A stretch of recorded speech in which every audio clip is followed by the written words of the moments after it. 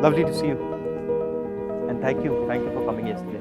No, don't, because I felt that it's my duty as an Indian to voice my anguish, my apprehension at what's happening. And before coming, I was just looking through the pages. There's a big book I have in your grandfather's name. Acha. And I was looking through that, and I know these 2,800 kilometers is nothing. You walked through sweat, tears, and blood, literally. And we have seen history happen from the inner circle. I've watched it from the outer circle. So walking with you, if I don't come with you, it's not fair. My nephew's a photographer. So I said, listen, I want to give a little present to my friend Kamalhasan. And I said, give me a picture, one of your pictures, as a gift to him. So I want you to guess what he came up with. What picture do you think he gave me? I don't know. Come, let's go and see it. Yeah. Oh, it's here. Tells you what Kamal is, right? And so this is what he gave me. This is what he came up with. Oh.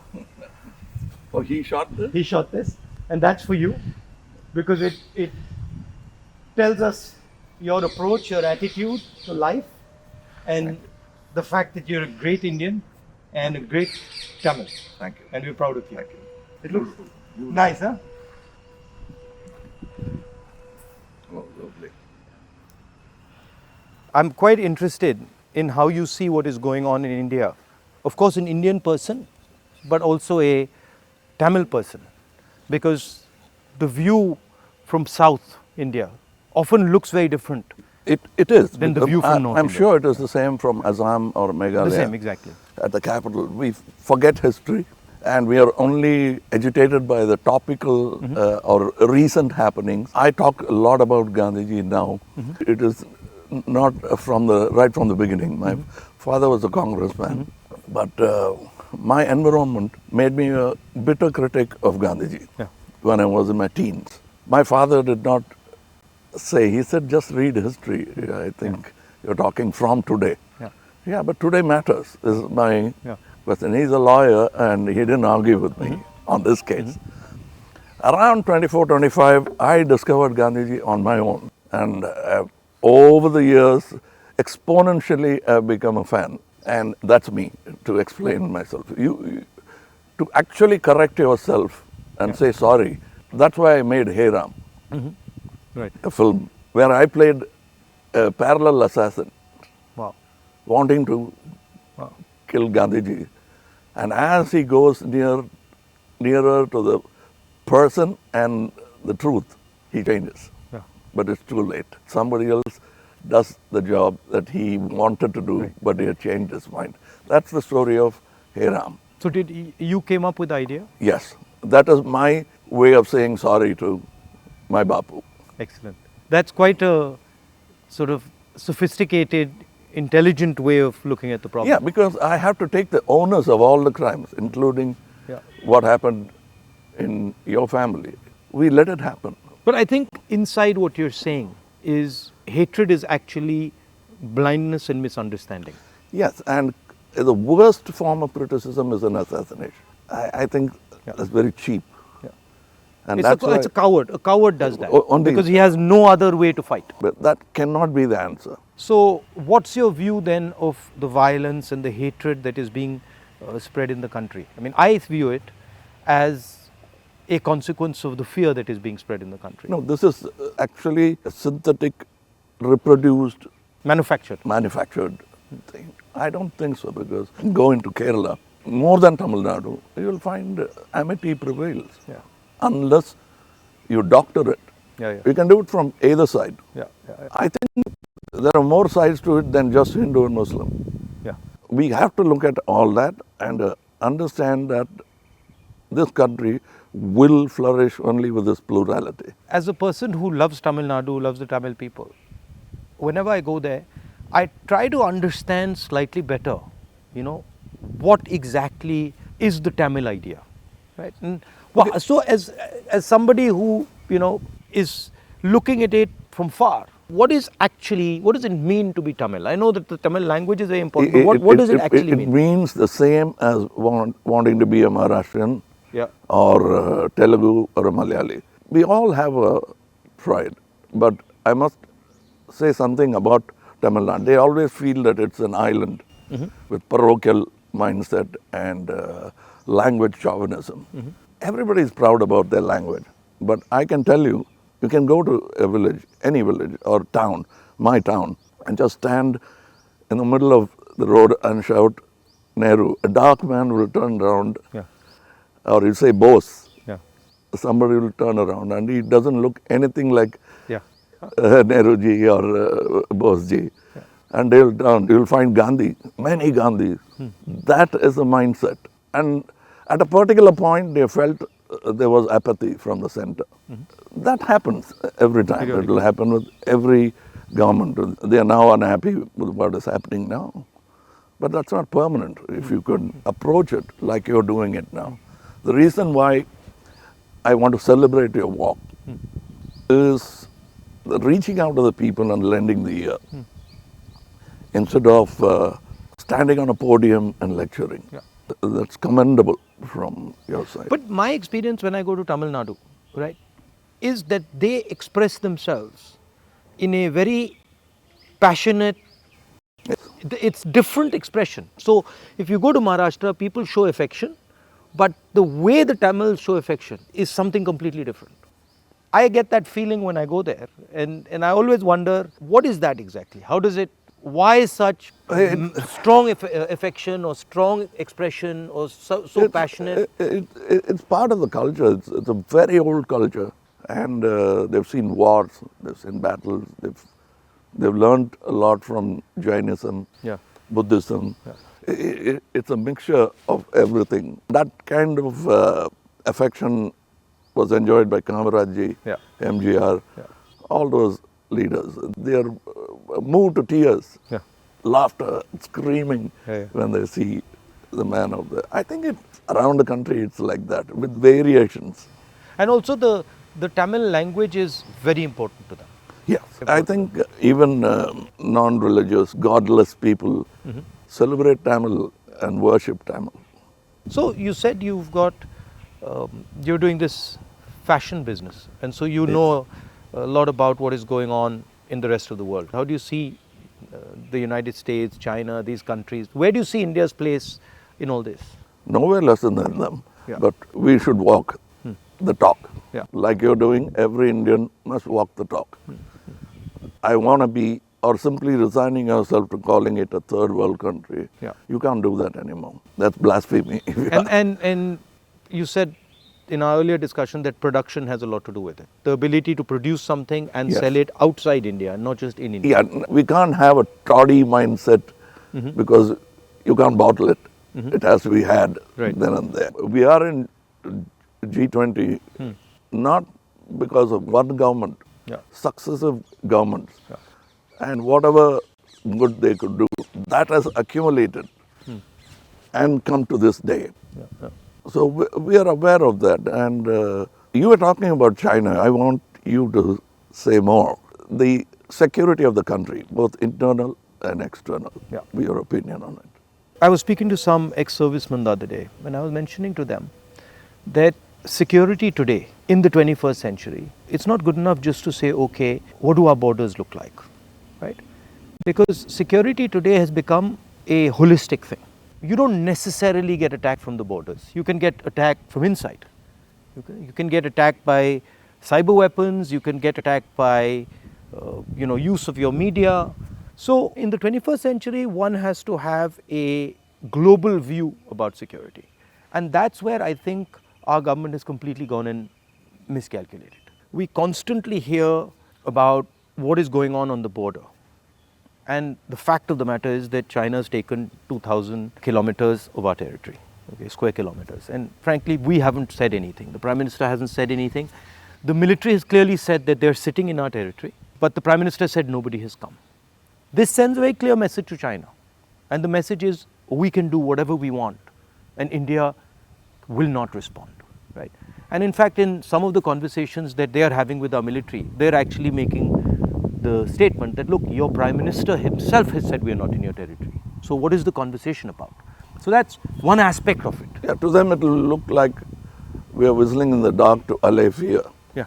No, Looking somewhere no, else. imagine if you're the leader, right? And your forces and my forces are negotiating, and your forces are coming and saying you're in my territory, and then I say no, but your leader has said we're not. So it destroys the entire negotiation position of Yes, India. yes. Right? So that's one aspect of it.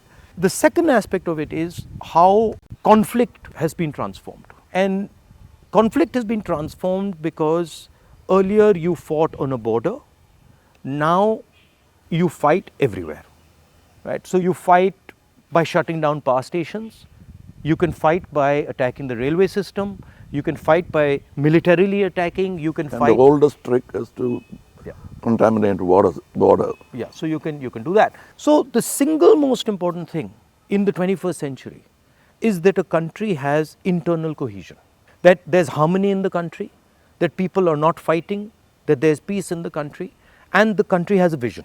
The point is not going to war, right? The point is being in a position where you cannot be attacked. And there's a link between a weak economy, a confused nation without vision, hatred and anger, and the Chinese sitting in our territory. Because they know that we are dealing with internal matters, internal confusion, an internal lack of harmony, and so they can just go in and do whatever they want. So that's one element of the problem. The other huge element of the problem is what has happened in Ukraine, right? And essentially what the Russians have done in Ukraine is they've said, look, we will not accept that the Ukrainians have a strong relationship with the West. And they've basically told the Ukrainians, if you have a strong relationship with the West, we will alter your geography. And that is the exact same principle that can be applied in India. What the Chinese are saying to us is, be careful with what you're doing, because we will alter your geography. We will enter Ladakh, we will enter Arunachal, and what I can see is them building a platform for that type of an approach. So as an Indian person, I don't want to be somebody who's warmongering, but I'd like our country to be aware that there are real problems on the border, and those problems on the border are connected to what is going on inside our country. When Indian fights Indian, when the economy doesn't work, when there's joblessness, our external opponents can take advantage of that situation. Yeah, so because that's it's broadly an opportune moment Yeah. of distracted. Yeah. So one of the things that we've constantly telling our government is talk about it. If you don't want to talk through the media, at least talk to the opposition. We understand these things. We might be able to help you, advise you, bounce ideas off us, but they just don't listen. So it's the approach that we understand everything. The other aspect of it, which you touched on, is that frankly there's no one who can compete with China. I do not believe that on production, on as far as the economics is concerned, I do not believe that the West can take on the Chinese. I believe that India can take on the Chinese. We have the population. We have the population, we have the people. What do you need to take on the Chinese? You need a young population, you need large numbers of people, you need a large educated base. Compared to China, our population is younger. Exactly, right? And if you see the West, right, and this might be a bit controversial, but they've got too much, they're flabby. They're living in opulence. They are outsourced. And they outsource, right? Whereas our people, they know what a struggle is. They understand difficulty. So I think as an Indian person, I see a huge opportunity for India to become, like China, the producer of the world, right? And of course the West has a space which is high-end manufacturing, high technology, etc., which they're very good at, they'll dominate. And we should try and challenge them on that. But I do not think they can compete with China on the large-scale manufacturing, blue-collar work. And I think that's the tragedy, that we are walking on these streets, you walked with us, and all our children are saying we are unemployed, when in fact we could have huge amounts of employment through our agricultural system, through sort of manufacturing. The constant neglect of agriculture is disgruntled many Tamilians. They're voiced, they came here, they didn't even get an audience. India has skills, and it has skills everywhere, right? I always say that the next Satyagraha is the skill set development for India. Right. Because making thousands of lawyers who won't get a job, thousands of engineers Exactly. who won't find a job. Instead, if you develop their skills, they can have their degree but pursue their passion. Instead of me talking about other subjects generally, let me talk about where I come from, the film industry. But the number of training facilities, 200 jobs in a film, and there's no ITI for that. So what it is, right, is actually a disrespect of skills. You will not respect the person's skill and then say, okay, as the nation, how do we empower this person's skills? So I gave you the example of Bellary, right, which is the jeans capital of India. Now Bellary should be exporting jeans to the rest of the world, should be exporting different types of jeans, should be innovating on jeans. Right? Bellary has been shut down because of demonetization and wrongly applied GST. And you've literally taken a hub which could challenge the Chinese across the world in making jeans, and you've destroyed it. It used to have 4.5 lakh people working there, it now has 50,000. Like something like what you're doing with Khadi, right? I mean, who would know that that's a Khadi jacket? Nobody. Right? More than the publicity of it, the reach of it. Exactly. And Americans are loving it. And then you got the history of Khadi, right? Because if you start to say, well, this is Khadi from the Indian freedom movement, this is made by Indian people by hand, this is what fought a superpower, you can make a beautiful story out of it. Yes.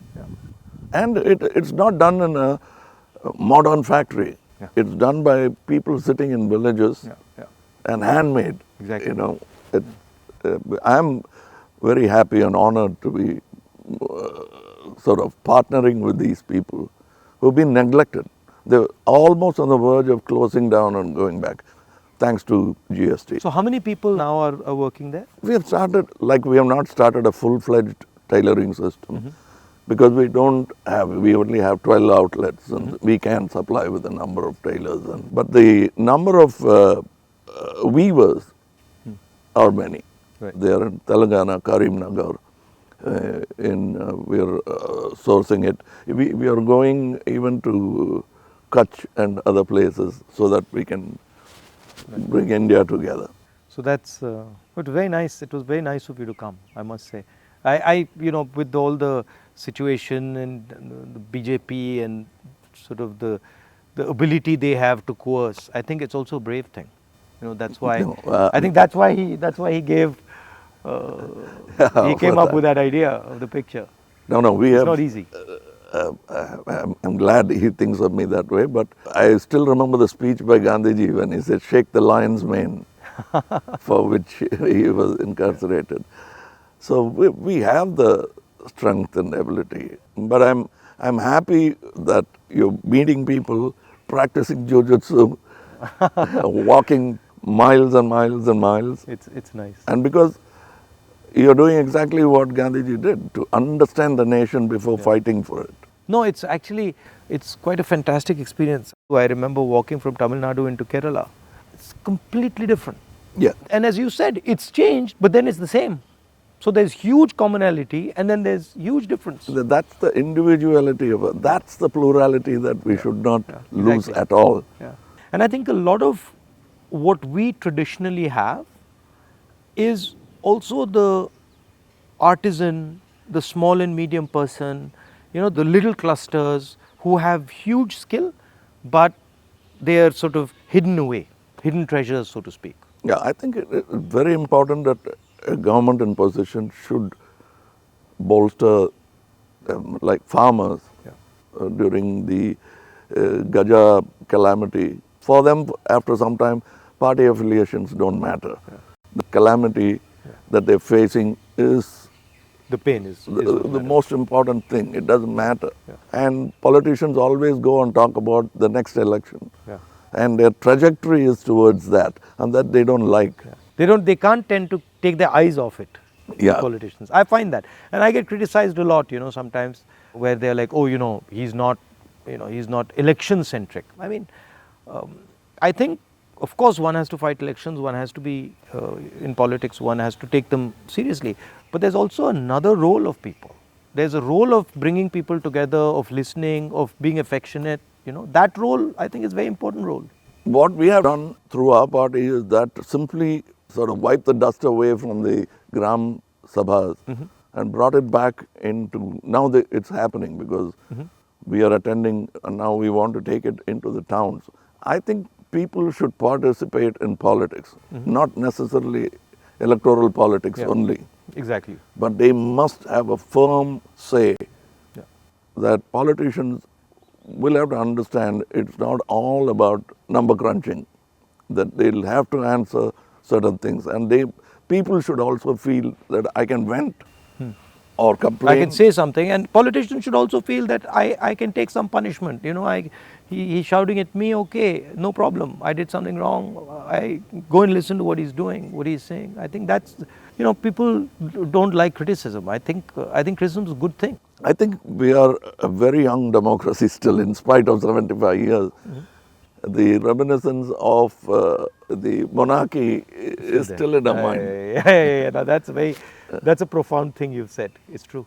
It's still, they want loyalty. And politicians who are in power want to somewhere behave like a king. Because it's not too far behind in history that we had princely states. 70 years, But I think if you look, a lot of sort of our chief ministers and leaders, the approach is that of a king.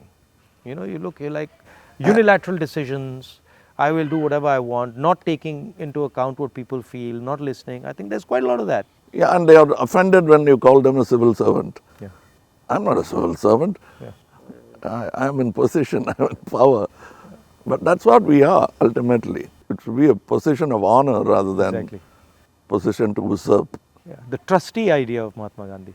Over the time, I'm looking for people who are at least a semblance of that in them, because it's unique. Is a tall international figure. Yeah. And that we realize when he's not there. Well, anyway, I won't keep you. No, I'm keeping you. It's lovely to see you. And whenever you're in Delhi, next time, maybe we go and have a meal or something. Yeah, sure. I'd love to do that. And I'd like you to look into our thing I've sent you. I will. I'll give you my your measurements. I will 100%. We'd like to dress you up. Okay, I'll do that. Thank you. Thank you. Thank you for the time. Thank you.